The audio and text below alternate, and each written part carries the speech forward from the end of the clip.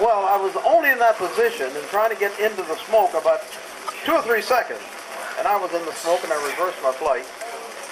I think that seemed to me it must have taken 10,000 years before I was out of trouble. But when I was, I just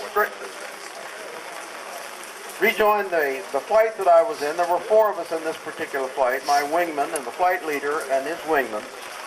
And so we proceeded home. In about 10 minutes, we crossed a freight yard, an little place called Lake Balaton in Hungary.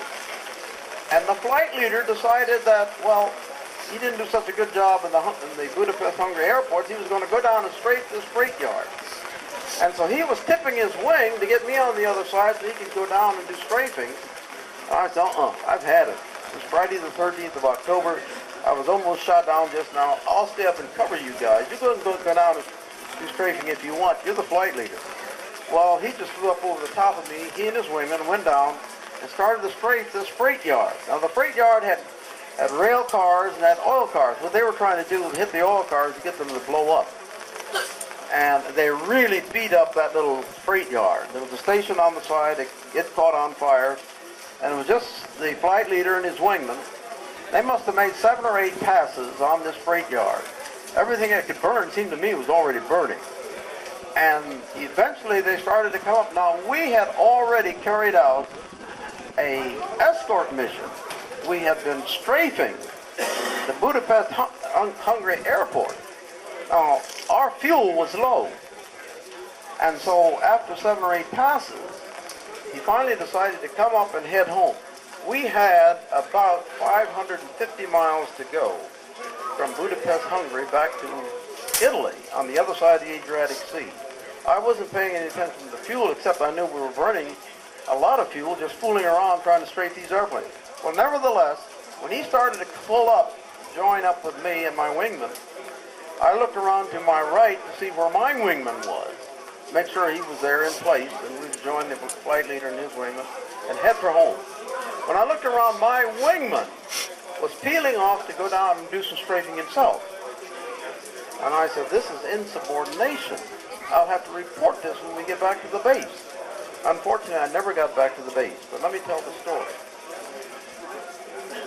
Since he was going down, he was my responsibility. I had to follow him down and make sure that I protected him. I became his wingman since he was taking the initiative. When he went down, he was making a run on this line of cars, and I was right behind him, and I said, well, I've got these 2 destroyed bombers in my gun camera, in the film.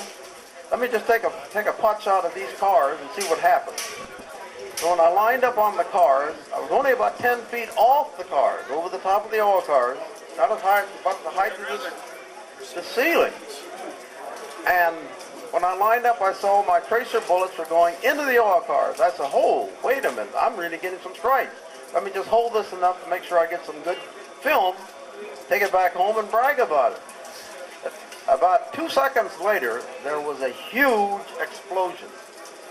The explosion was so big, it was above me in my airplane. It was beyond me, so I couldn't fly over it. I couldn't fly to either side of it. So I said, here goes, you going through this. You don't know whether you're going to come out or not. But fortunately, I was in and out of the explosion in less than a second. And I still had my engine was still running. My instruments were still functioning. But part of my tail had been blown off. The wings had been buckled. And the cockpit windows were cracked and shattered. And the windshield was blackened, so I couldn't see out. So I just concentrated on the radio was operating, all my engine functions were going. And of course, the fellow flying with me said, Smith, what happened? What happened? I said, I don't know. I hit something, but I don't know what it was. And obviously, he didn't know. And I called my wingman and I said, Chubby, his name was Green. I said, come fly on my wing. I can't see out. I'm going on instrument.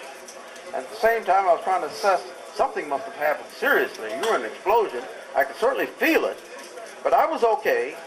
And when my wingman came over and got on my wing, his first comment was, hey, Smith, you're leaking fuel.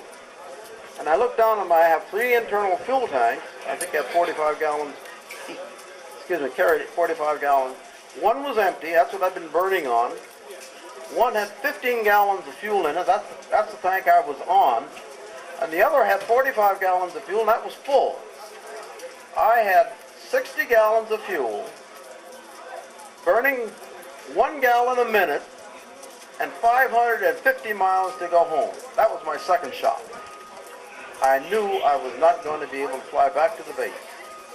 So I said, I'll worry about that at another time. And he said, you're still leaking fuel. I said, I'm on the only tank that I logically should be on.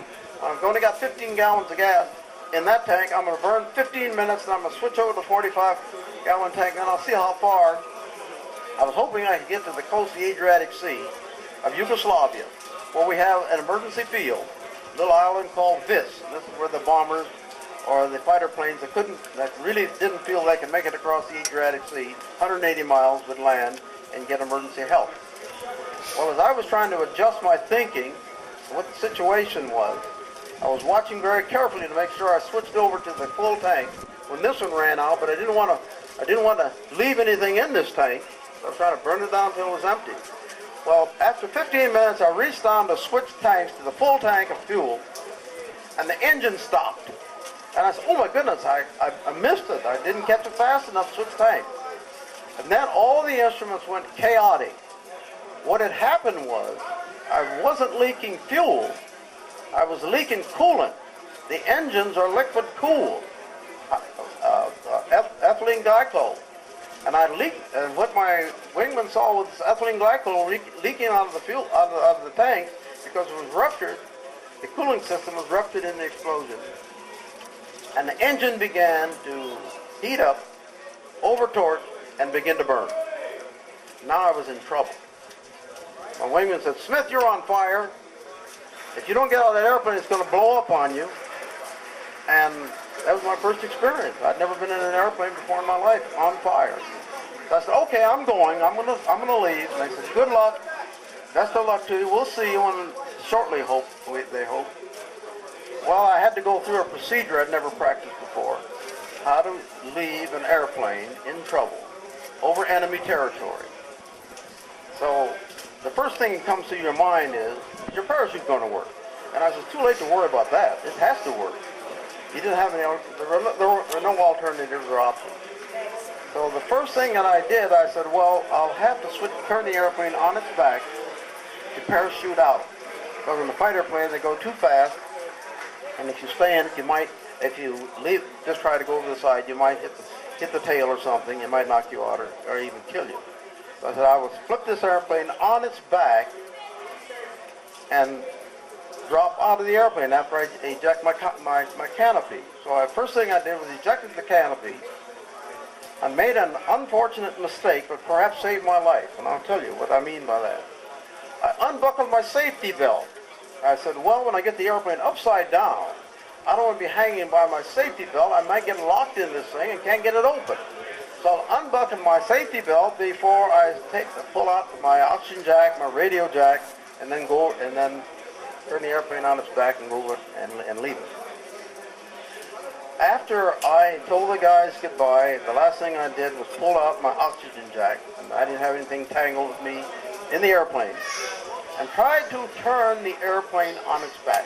Now, I said the airplane was badly damaged. I couldn't see the damage to the tail surface, because I couldn't see directly behind me. But as I tried to turn the airplane on its back, it fell into a tailspin.